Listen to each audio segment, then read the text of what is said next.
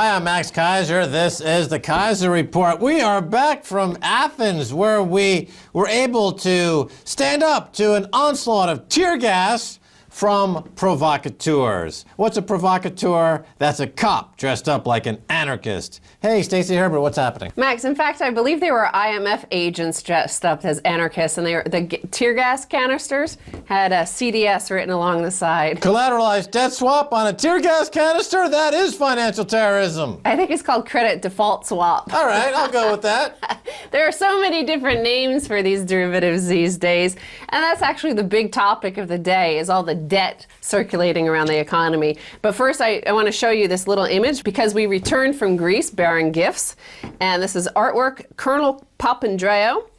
The people love me. Those who are causing all the trouble are terrorists. The people hate him. You know, they're outside of the Parliament building and screaming, thieves, thieves, brothel, brothel. The people in Greece hate the parliamentarians. They hate George Papadreous. I notice you're showing him the palm of your hand. I'm showing him the palm of my hand. This is for you, George. Take that. Little George, as they call him. So, well, the IMF is in the news, and you were speaking to the crowds in St. Thomas Square, Constitution Square, and you told them that after Greece would come the U.S. That's and right. Lo and behold, in our first headline, IMF downgrades U.S. After raping and pillaging much of the world, the IMF bankers come home to smash and grab what they can from America. I was in Constitution Square speaking to hundreds of folks gathered the day after the big tear gas festival.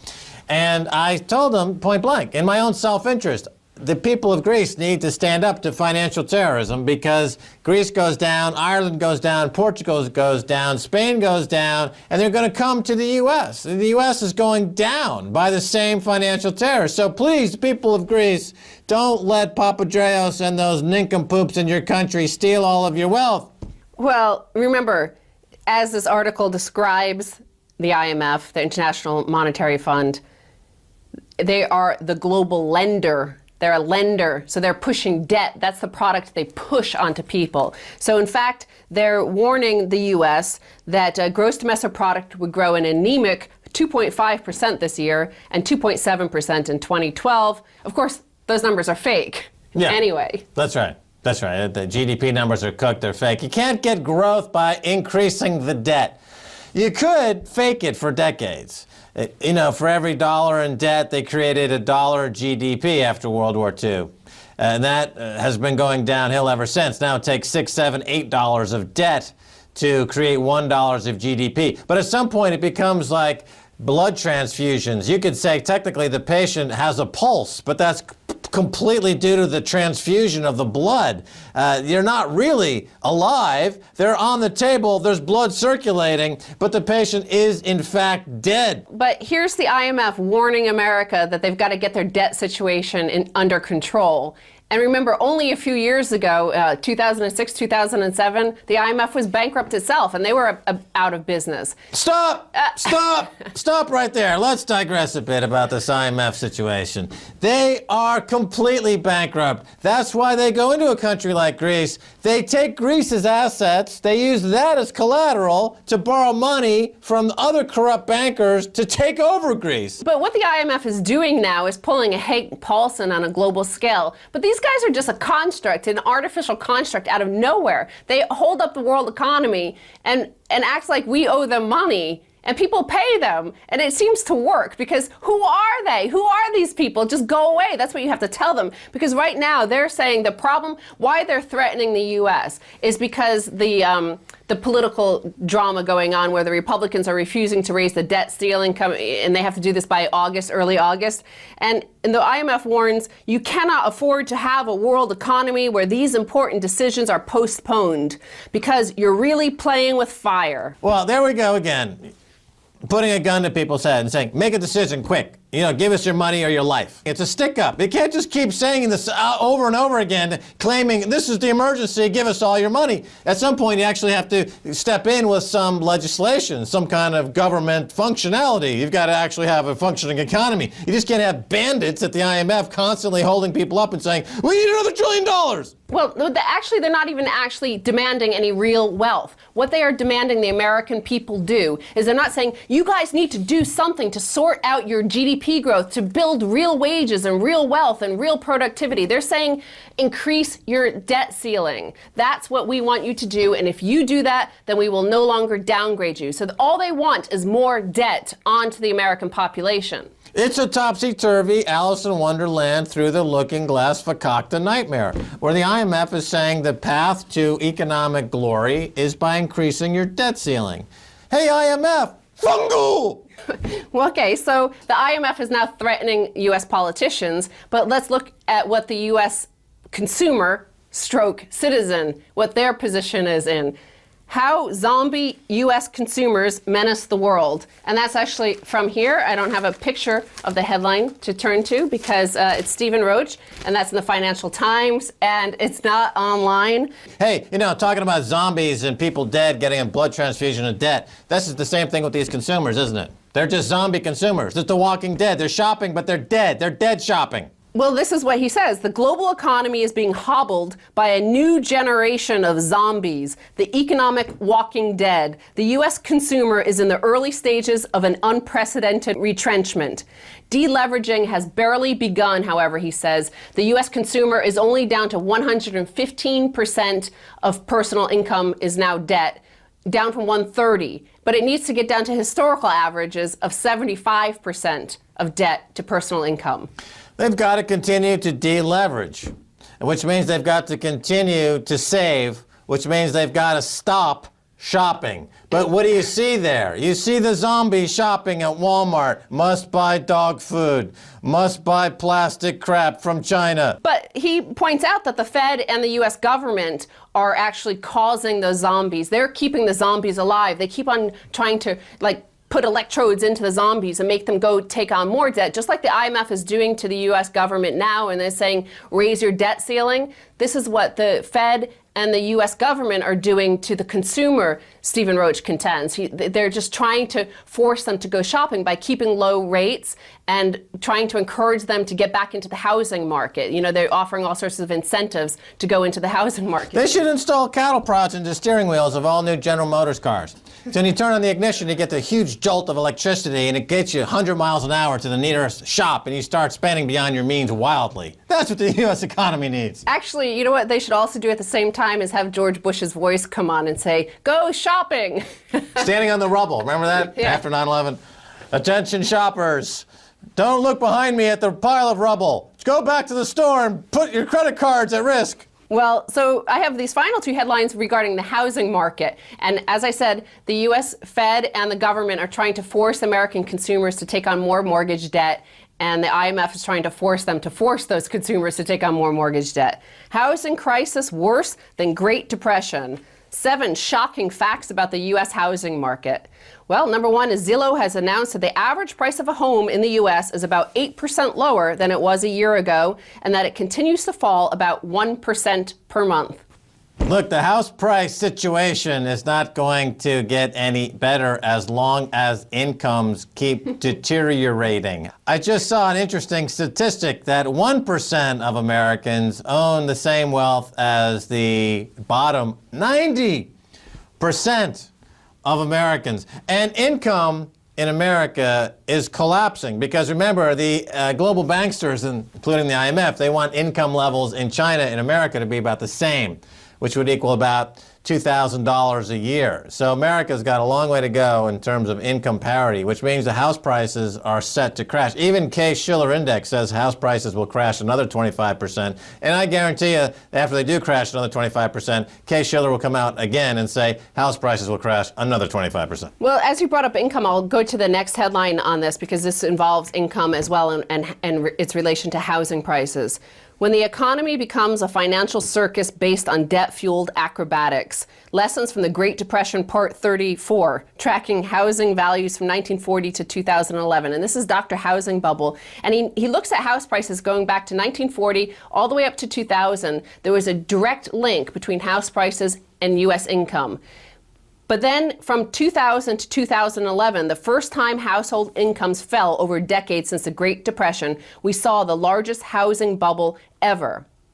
And then he shows this GDP per capita in the US, and that is in the blue.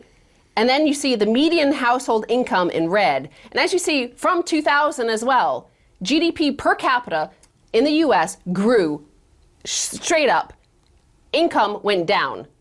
That's right. So Americans were earning less and less every year as the housing bubble took off to historic proportions. You've never seen anything like this at all in the United States. That's right. The debt levels increased as income went down. Yeah. At the top of the cycle, the banks swooped in. They took all the equity out that they had extracted using derivatives. They left the consumer with all the debt. Then Barack Obama was elected president, and he came into office, and the first thing he did was he matched the wealth confiscation of the creditors by giving them $20 trillion more in bailout money. So they doubled their illegal bets and put the consumer into twice the income impairment by now having hundreds of trillions of dollars worth of debt hanging over their head. And he mentioned circus, Stacy Herbert, and you can't have a circus without a contortionist. And this is what Ben Bernanke does when he gets on TV. He's trying to convince people that the economy is actually not shrinking, and he uses contortionary language, doesn't he? Oh, it's the GDP, it's a little Don't bit hit your more debt. mic. I don't care what Mike says about it. Okay, well, Max, finally, and reading on the airplane back here from Athens, I did read, speaking of Barack Obama and his policies towards America and zombies, is his biggest campaign contributions come from Exelon, a nuclear energy firm, and there are serious questions about why America is not warning its citizens about the nuclear fallout happening along the upper northwest coast. Yeah, the northwest coast citizens are getting fried. Well, they have called hot particles, which are radioactive little particles of cesium and strontium and plutonium falling into their lungs. They're turning these citizens into hot pockets. Did you have one of those things? You put them in the microwave? Obama's microwaving his own people. Well, it's a population already zombified from toxic debts. Right. And on top of them, you're putting radioactive waste. This is like a genuine situation where you could see real live zombies emerge. Right, real life cancerous zombies in the Pacific Northwest. What is it, like Washington, Oregon? Yeah. Kurt Cobain's already dead, so there's not much Who left. knows? You may see him again soon. He may be coming back. Beautiful. All right, Stacy Herbert, thanks so much for being on the Keiser Report. Thank you, Max. Don't go away, much more coming away, so stay right there.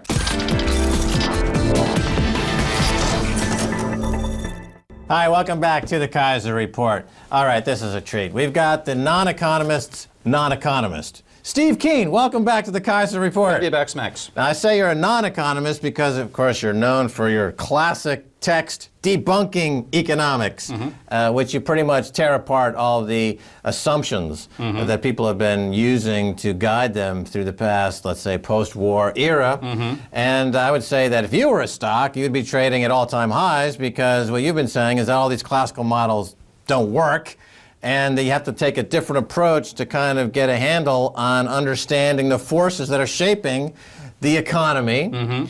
And let's talk about a basket case in the world today, Greece. Now, I should also mention that you're a professor of economics at the University of Western Sydney, and you're an expert on debt deflation. So clearly in Greece, this is a test case example. Walk us through what's happening. Well, Greece is an unfortunate instance of what's happening on the whole globe, the whole OECD economies. And the real cause of this has been a huge debt bubble, which has been driven by the financial sector that knows it can only make money by creating debt, but it has to find a way of persuading us to get into more debt than we actually want to take on. I use the analogy, it's a bit like going to a dentist, and the dentist wants to take out more teeth because the more teeth you take out, the more money he makes. And you only got one tooth that actually needs to be removed, But he's persuadable, if you have more teeth removed, you'll be sexier. So you fall for the more tooth removal. And that's what's happened globally. So we have far more private debt than we should ever have had. And that's what's driving the entire crisis. Now, Greece, I don't know enough about Greece to say that Greece went through the same debt bubble as America or England or Australia or Canada or Portugal or Spain, etc., etc. But they certainly had one of the great purveyors of debt advising them what to do and hiding their situation to get them into the EEC, the old Goldman Sachs. So we have a crisis caused by too much debt. What's the solution that's put forward by the conventional thinkers? Cut wages. It wasn't high wages that caused the crisis. Right. Okay. We're going to get to that in a second. On this debt mode, keeping this in mind now, of course, one of the big pushers of the debt mode, let's say, is Keynesian thinking. But Keynes was saying that you can go into debt during the slow times, but during the good times, you try to pay down that debt. Well, it's actually Keynes was talking about public debt. Yeah. My focus is really what's happened with private debt. Okay. What you get in reverse is that when you look at the financial system we're in, it's a system driven by privately created debt, and there's also which therefore creates credit money. But you also have a government system which can create government debt, and in the process creates fiat money. So there's two sources of money flowing into the economy. Neoclassical economists, the guys that I pillory in debunking economics, mistakenly believe that the government system controls the private, a bit like having a centrally controlled system making sure that all the cars move at the right speed on a freeway. In fact, what you've got is rather more like you've got a whole bunch of out-of-control cars being driven by out in the centre on too many doses of stimulants, and the government's coming along in an ambulance chasing the wreckage. So private created credit drives the economy, government money comes along later, and what tends to happen is when there's a private debt crisis, the way that it's manifest is the rate of growth of debt slows down, and therefore the growth of the economy slows down. So the government comes in and spends by running a deficit and balances it out. Now, if you had a well-functioning economy, then you'd have private debt bouncing along like this and government debt bouncing in the opposite direction. And in my first paper modelling Minsky's financial instability hypothesis, that's precisely what I had happening. What I didn't cover in detail in that paper, though I did cover in a later one in 2000, was that there can be a situation where rather than the private debt doing this and the government debt doing that, you've got the private debt doing this. And so for the government to balance it, it's got to be doing the same thing in the opposite direction. That's after what people have now called a Minsky moment, when so much private debt's been taken on that the only way out of it is to take on never-ending amounts of public debt as well. So if you go down that route, you've got, as Japan has had, private debt that stabilises perhaps at far too high a level, public debt that continues rising, trying to balance the deflationary effect of reducing private debt. The real solution is to say, hey guys, we shouldn't have had this private debt in the first place. If you want to solve the crisis, somehow abolish or reduce the real burden of that private debt. And ironically, the best way to do it, and Keynes made a similar case, though not quite as frankly as I'll make it now, is to increase wages. We're back to increased wages. Okay, so let's get back. Increased wages. Now, this goes against a lot of the so-called wisdom out there. So, by increasing wages, you're actually helping to solve the problem. You will then cause inflation. So, Ben Bernanke, ages ago, made this printing press argument that if you have a crisis, it's quite simple for the government to run its printing press. That's where he got the Helicopter Ben nickname from. And print the money, and that will cause inflation, and everything will be solved. Well, he printed money faster than anybody has ever printed government money on the planet in 2008 and 2009, literally more than doubling the level of base money in America. And what you had was when you went into the crisis, inflation in America was running at about 5%. It fell to -2, so we had deflation, and Ben literally more than doubled base money, and inflation went from -2 to +2, and then started heading down again. So with an enormous injection of money, giving it to the banks, almost nothing in inflation. Some inflation was caused, but certainly not enough to devalue the debt and fix the whole crisis up. If you really wanted to cause inflation and therefore reduce the effective burden of that debt, the way to do it is to increase wages, because then firms have got no choice but to increase their prices. Workers have got no choice but to spend because costs have gone up. You actually get effective inflation that way. I mean, didn't Henry Ford figure that out? He raised the wages of his workers so they could buy the cars. Yeah, and again, like Roosevelt, a large part of the New Deal was giving decent wages to workers. So when you cut the wages, it looks like it's sensible. This is the whole inability to think in the feedback sense that the actual economy operates in. If you cut wages, you will therefore have a deflationary impact on the economy when it's already in a deflation. So by driving the price level down, you increase the value in real terms of the outstanding debt, making your crisis worse. What you have to do is reduce the value of that debt. And the easiest way is to reverse the trend of the last 40 years which has been a trend for falling wages, both in terms of the proportion of GDP. So you put the wages up not to actually get them much larger share of GDP, because you're expecting inflation to come along and erode it. But by eroding by the inflation eroding the value of the debt, you'll drive down the bankers' share, and that's the section that should be reduced. Why do people who rely on wages for a subsistence don't seem to be arguing this case? And in America, for example, nobody who's a wage earner is out there demanding higher wages. Yeah, because we don't see the complex systems that cause the overall economic behaviour. And we tend to think about things in a household fashion. And this is actually where neoclassical economics has been marvellously useful to people who want to screw up the economy. Now, nobody actually really wants to do that, but that's the impact of the theory. Because what it tries to get you to believe is that what applies for you as an individual can be extrapolated to the social level. So if you're in a household and you're running a deficit, you've got to cut back the spending, which means the kids can't buy their Nintendo games anymore. You know, that makes sense. The household balancing budget, you've got to do that because you face what I can call a hard budget constraint. Okay? And that works at your individual level. But you would extrapolate it to the national level. That's not how the national economy functions. We have banks which give us a soft budget constraint. So if you actually want more spending in the economy, you borrow more money from the banks. And that change in debt stimulates aggregate demand. It's part of aggregate demand. Right, and the borrowing money from the banks on the household level means putting your house up as collateral. So you put your house up as collateral, you borrow money, you've got the ATM created inflation in that way. Yeah. But what you're saying is that if you step away and just look at the wage earner, divorced from the household and the house, you get a much clearer picture of the problem and the solution. Well, what you see is that what you're talking about there is a positive feedback system, because the house prices start to rise, or there's extra debt being taken out to buy houses, and that means that house prices rise. And because they rise, people are willing to take out more debt to buy houses. So you get a spiral pushing it up. And that's bad debt. That's the sort of debt we shouldn't allow in the system. And the wages remain stagnant. Right, it remains static. So you've got incomes remaining static, debt going up compared to incomes, because everybody thinks they're making a profit by buying a house using leverage, and then riding the leverage as the house price increases. The only people who make money out of houses rising in value over time are real estate agents and banks. Even now, though, with the crash in housing and the obvious wealth confiscation of banks manipulating this system, people are still not arguing for higher wages. I know, because they're not thinking about what's actually caused the problem. It's so easy. Like at the moment, you'd imagine this whole crisis is caused by government debt. We didn't have a government-induced crisis in 2007. The government debt in America and everywhere else in the world came along afterwards to patch up what actually went wrong with the system. If you want an analogy, it's a bit like having a person who's chopped their own arm off, and then you put a tourniquet over the arm, and the tourniquet is now blamed for the fact that the arm fell off. Right, because there's a huge disconnect now. And there's vilification, to be quite honest. In the U.S., for example, unions, which are there to hopefully support some kind of wage growth, are vilified as anti-business and anti-growth. The real anti-growth are the bankers.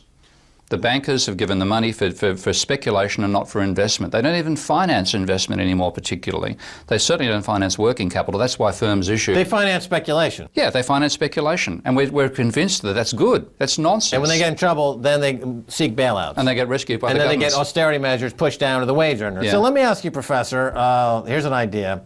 If I'm representing wage earners, what about the idea, because typically wage earners will ask for wage increases tied to GDP. But GDP is another one of these economic statistics that you point out in your work, Debunking Economics 1, and the sequel coming out, I believe, this fall, Debunking Economics Part 2, which is available soon. But Professor, if I came to you in your class and I said, well, wouldn't it be an interesting idea if, let's say, cops and firemen and teachers negotiated wage increases not tied to GDP growth, but tied to money supply growth? That's an interesting one. I hadn't thought of that. What do I get? Do I get a grade on this? You get a grade on that. That's a good idea. That would stop me in my tracks in my class. You say, because the money supply growth is how bankers pay themselves. Yeah. They get paid by how much fiat money they inject into the system, and they get a fee based on that. I mean, I can see areas where that will actually backfire. That's actually what happened back in 1919 in England, which caused the depression in the beginning of the 1920s there was that the 2UC had negotiated a cost of living adjustment. So they actually got cost of living changes, not money supplies you're talking about. However, what the government then did is go back on the gold standard, which caused a massive devaluation, and wages had to fall by 20%, and that caused a depression at the beginning of the 1920s in England. So it can backfire on you. Sure, unless you have gold, in the bank, and then you're hedged. Yeah. Well, so you're hedged. You see, I have a two-pronged attack. Now, we've kind of run out of time, so I want you to tell us final thoughts on the global debt crisis based on what is being prescribed by governments and the IMF. It'll continue to extend the crisis even further. Austerity is not what Europe needs. If the private system's not producing the credit, which it won't do in this level of debt, then the government's got to come in and produce money supply to keep growth going over. Rather than austerity, you need prosperity from the public sector, which means, as I said, wage rises. You've got to reduce the private debt burden. Anything that doesn't do that is not going to work. All right, Steve Keen, thanks again for being on the Keiser Report. Thank you. And that's going to do it for this edition of the Keiser Report with me, Max Keiser, and Stacy Herbert. And I want to thank my guest, Steve Keen, author of the soon-to-be-released Debunking Economics Part 2. If you want to send me an email, please do so at keiserreport@rttv.ru. Until next time, this is Max Keiser saying bye, y'all.